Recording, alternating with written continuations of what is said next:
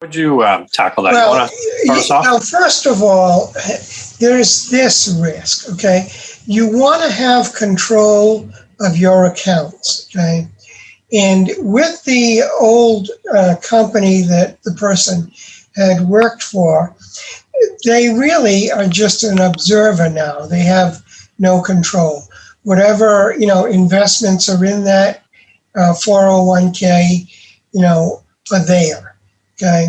You really would be much better off taking it, enrolling it into generally an IRA, or if you're with another company, the new company's 401k.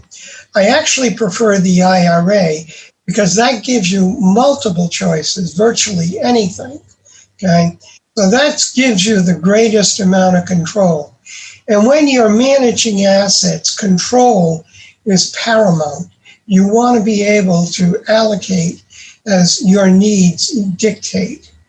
To your point, Mike, I think it's common that if a 401k is left behind, is it scrutinized as readily? Are adjustments made? Are you rebalancing? Are you reviewing and replacing selections from time to time? Very likely not. Your point is a great one about there's a finite number of choices in most retirement plans at work, and they may not have the most desirable selections relative to what you could get elsewhere. There may be some good ones, but you may be limited.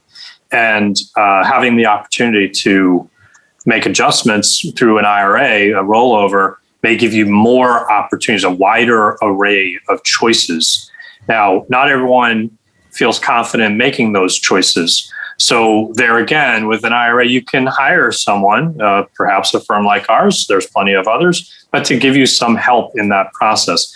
People would often look at the 401k though and say, well, it's cheaper, isn't it, to do that through the 401k? Don't I get a cheaper class of share? And sometimes that's true, but not always.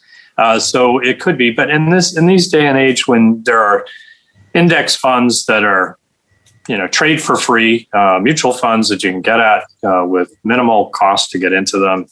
And the embedded expense ratios can be very low. You can do a lot independently without having to do it through the plan and get benefits of low cost. So for us, I think a lot of times it's also another consideration is streamline the process. Why have another account? You have an account here, an account there, an account there. You may have moved from employer to employer over the years. You don't want 3, 5, 401k, whatever it is, simple IRAs, 403b's, whatever the type of plan you might have.